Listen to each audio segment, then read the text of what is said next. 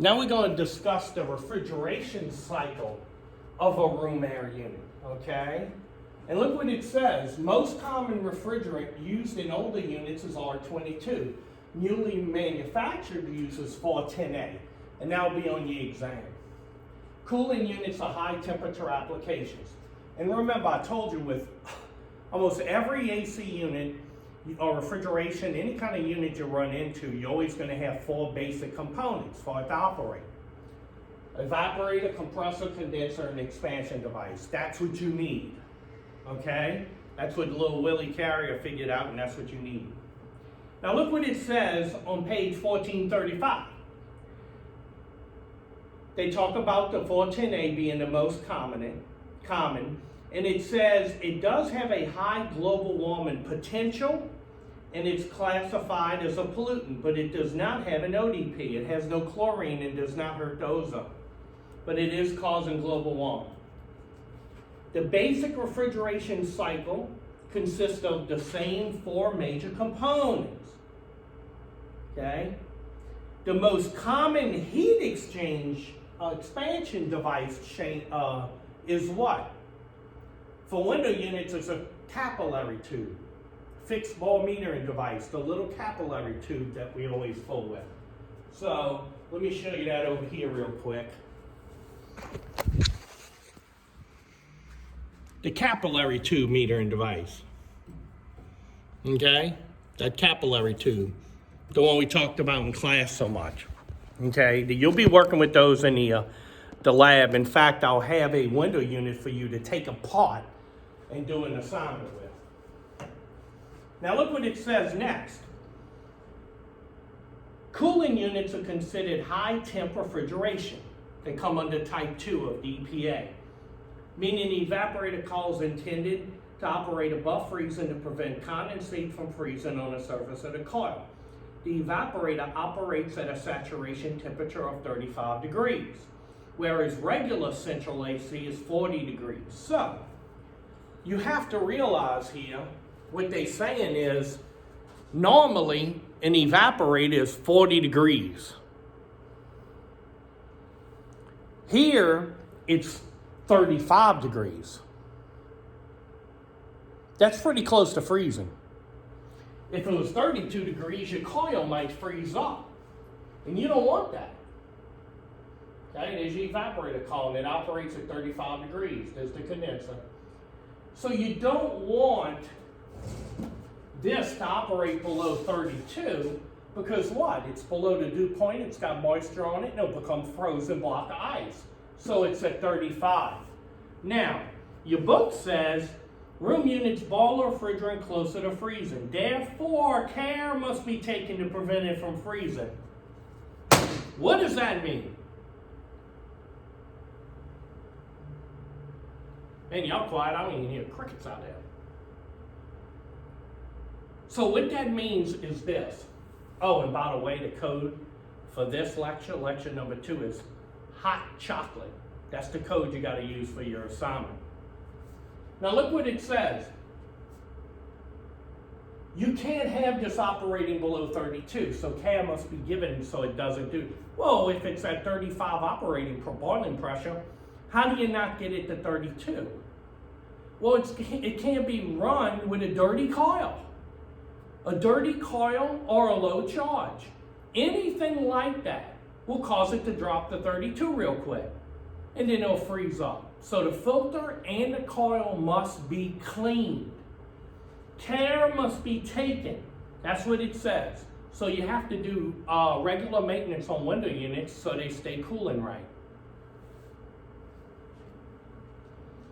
The evaporator is made up of copper and aluminum tubes with aluminum fins. Okay? Here is your aluminum, the copper tubes with your aluminum fins. Okay? And this right here is your thermometer bulb that's sensing the temperature. Now, look, there's your cap tube with a strainer. All of this will be on the window unit you work on in the lab. Strainer, everything. Now, it also says that The evaporator is made like, the fins may be straight or spiny, and are also included, so you may have spinal fins too, it's saying. It can be multiple circuit or single circuit, all right? The condenser now, let's talk about the condenser for a minute. The evaporator reaches below its dew point and dehumidifies the room, and water comes out. That drops in a pan at the bottom of the window unit. The condensate falls in a pan and is quickly drained to the condenser section where it's evaporated. All right? So the water falls off the coil to the pan, drains to the back in the condenser section where it's evaporated. You're going to see that again somewhere. Now, similar to the evaporator, condensers are typically copper or aluminum tubes with aluminum fins. The condenser is responsible for ejecting heat from the system, and some of the heat can be used to evaporate the condensate. All right, the evaporation of condensate is generally accomplished using a slinger ring on a condenser fan blade. The compressor is the thing that usually pumps the refrigerant. So let's look at this for a second. The evaporator absorbs heat. It dehumidifies and cools. It's going to ask you what two things the evaporator does. Multiple choice. You need to say it dehumidifies the room and cools. Made of copper, all right, fins and cover down. Operate below dew point. So you're going to have moisture. That moisture could freeze if it's below 35. The compressor pumps the refrigerant. Typically hermetic sealed rotary or recip. The condenser rejects heat from the system, usually made of copper tubes with aluminum fins, responsible for ejecting heat from the system. All right, so there is your system of cooling right there. Now the slinger ring is on the unit. The slinger ring is on the unit. Let's show you a picture of a slinger ring. Okay.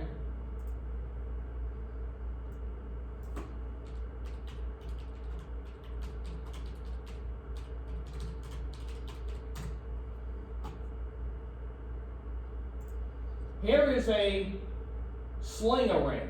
See the ring that goes around here and connects to the blades? Okay, that is the slinger ring. Okay?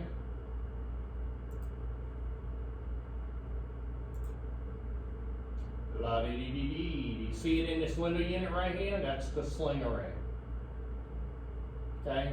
Now this is the thing. Your book says it's about the slinger ring.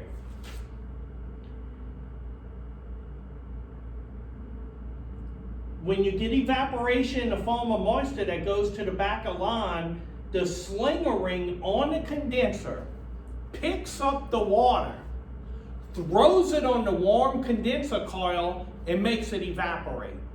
So if that's cracked or broke, you cannot just break it all off the fan and expect it to work without the slinger ring. You need the slinger ring. You have to replace the blade with a new one with a slinger ring. Okay, that's the way to do it properly. And that's what we do. We do things the right way. Now, in your book, I'll show you a few pictures right here. This right here is the slinger ring. See it in your book right there? And it's also telling you right here that you have condenser fins. Look at the shape of them. See how they grooved? So when the air goes through it, it has more thermal energy that's being transferred. Now look here, on this page, it's showing you that the evaporator water can actually go in the pan by the compressor. The hot discharge line runs along the pan to and fro, evaporating the water. That's pretty cool too. All right. Do not break that slinger ring, especially if you're washing the unit out. Next, we'll talk about installation.